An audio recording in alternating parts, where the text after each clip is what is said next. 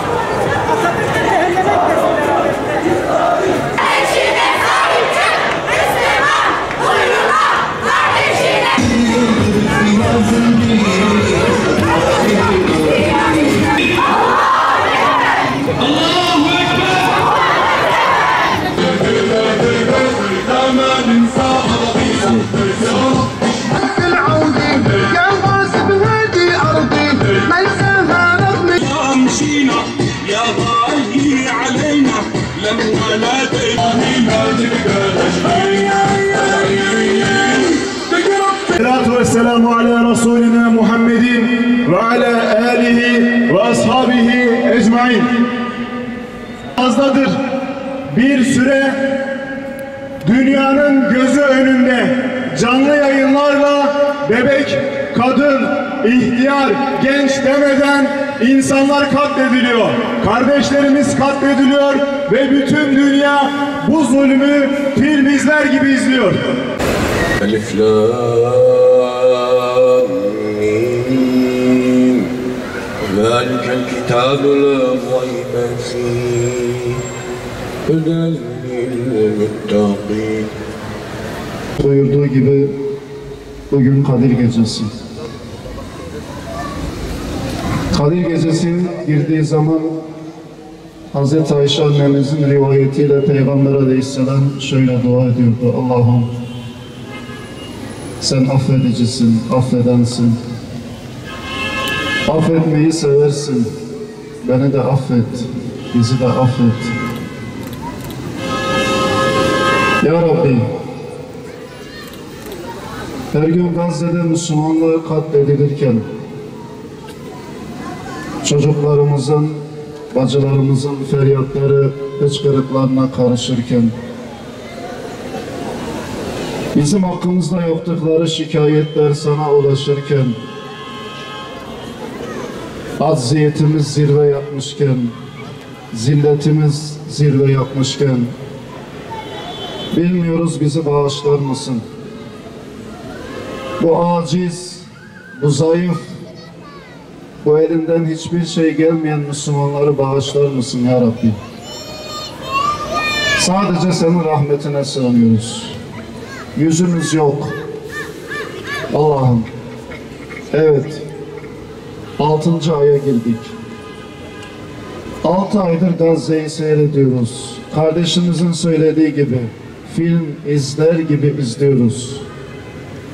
Ne izledik Gazze'de? Bir şehrin direnişini, mücadelesini izliyoruz. Başka annelerimizin feryatları kulaklarımızı parçalıyor.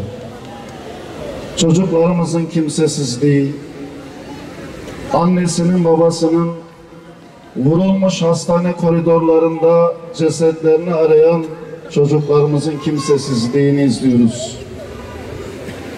Bir ümmetin sessizliğini izliyoruz, suskunluğunu izliyoruz, hiçliğini izliyoruz, hiçbir şey yapamayışını izliyoruz. Ellerinden hiçbir şeyin gelmeyişini izliyoruz. Hani asker gönderemiyorlar, askeri müdahale edemiyorlar ama ekonomik adımlar dahi atamadıklarını izliyoruz. Çünkü bizim ulusal çıkarlarımız vardı. Ben hayatımın böyle en acı günlerini yaşıyorum gerçekten. Yani gözümüzün önünde Filistinli kardeşlerimiz yok ediliyor. Yaşam tarzları, yaşamları, hayatları, evleri, meskenleri yerine iksan ediliyor. Ve biz burada elimiz kolumuz bağlı. Bu anlamda ben hakikaten de şunu düşünüyorum, ne yapabiliriz diye. Yani bunun ben cevabını gerçekten arıyorum. Bir Müslüman olarak, bir birey olarak. Ben İsrailoğulların dediği gibi sen ve Rabbin git savaş diyenlerden olmaktan Allah'a sığınırım. Elbette her Müslümanın kendine göre yapacağı şeyler vardır. Durumuna göre, şartlarına göre, yani bir aciziyet, teslimiyet göstermektense bir şeyler yapmak gerekiyor. Bir Müslüman yapabileceği en güzel şey bu şartlarda duamızı eksik etmemektir. İkincisi, malımızla, imkanlarımızla Filistinli kardeşlerimizin yanında olmaktır. Kudüs, Peygamber Hz. Muhammed'in şanı yüce Allah'ın emriyle sırrı kainat ve sırrı hakikatin bazı ayetlerinin gösterilmek üzere bir gece Mescid-i Haram'dan çevresi mübarek kırılan Mescid-i Aksa'ya götürülmesiyle İsra olayının ve miraca çıkışın yaşandığı muhterem bir diyar İslam'dır.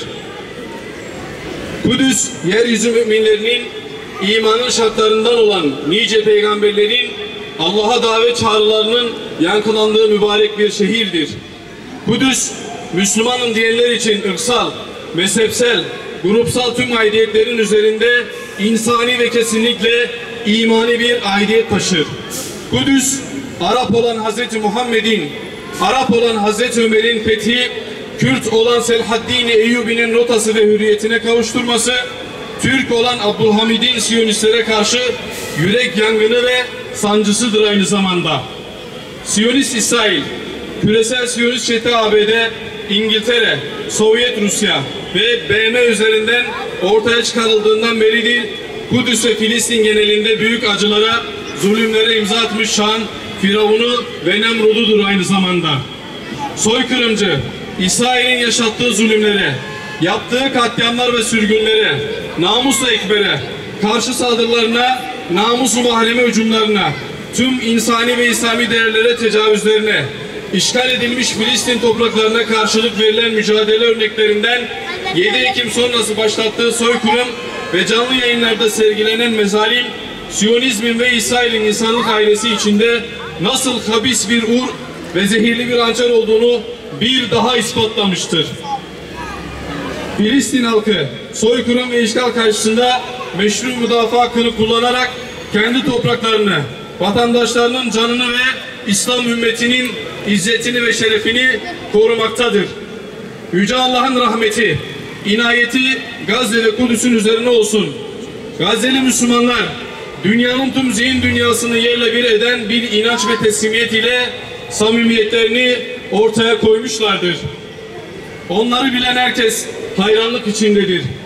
Görünen dünyaları harap olmuşsa da ebedi yurdu kazanmaları büyük bir kurtuluş değil midir? Tüm dünyanın tanıklığında sözde çağdaş barbar emperyal devletleri de yanına alan Siyonist İsrail'in Gazze'de sergilediği vahşet ve soykırımlar karşısında insanlığını, vicdanını yitirmemiş olanlar ile iman ehlinden halis olanlar ve amasız tepki gösterenler dışında herkes ve tüm devletler mahşer-i vicdanda ve ilahi adalet terazisinde kaybetmiştir ve doğal olarak bu cürümlere de ortak olmuşlardır. Hal böyleyken insanlığın yerle bir edildiği, soykırımların canlı yayınlandığı biçare Gazze'deki vehamet karşısında her devlete, kişiye, kurum ve STK'lara mevcudiyeti, imkan ve kabiliyetleri oranında, kapsamında iş ve sorumluluklar hiç şüphesiz düşmektedir. Müslümanların resmi sivil tüm unsurları ekonomik, askeri ve manevi olarak Müslüman kardeşlerinin yanında bir an önce yer almalıdırlar. Filistinli Müslümanlar işgale karşı direnişlerinde yalnız bırakılmamalı, Kudüs ve Gazze İslam devletlerinin öncelikli gündemi olmalıdır. Terör şebekesine ciddi ekonomik ve siyasi yaptırımlar bir an önce uygulanmalı. Siyonistlere hiçbir mazeret olmaksızın mal ve sevkiyat bir an önce durdurulmalıdır. Gazze için acil insani yardım girişimleri bir an önce devreye konulmalıdır. İslam dünyasını işgal altında olan İl Kıbrıs için bütün ayrılıkları bir kenara bırakmaya, Filistin'e sahip çıkmaya ve kardeşlerinin yanında durmaya davet ediyoruz. Bizlerin ferdi vahit veya STK'lar olarak bu bağlamda yapmamız ve süreklilik kazandırmamız gereken hususlar şunlardır. İsrail'in kanlı tarihini bilmemiz gerekir. Kudüs'ün ve Filistin'in tarihini iyi idrak etmemiz gerekir. Selahaddin Eyyubi'nin örneğindeki gibi İslam'ın fethini ve direnişini çağa taşımak, düşmanın senaryo ve operasyonlarının bilincinde olmak, bireysel ve kitlesel bilinçlenmeyi artırmak, farkındalığı çoğaltmak, boykot ile düşmanı yerle bir edecek psikolojik ve ekonomik harpte aktif olmaktır.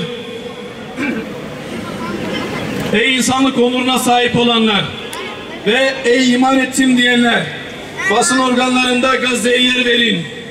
Çeşitli platformlarda, konuşmalarda Gazze'yi dillendirin. Ey hayırseverler, yardım kuruluşları listeniz Gazze'siz kesinlikle olmasın. Ey insanlar, yiyip içtiklerinize, alıp harcadıklarınıza dikkat edin.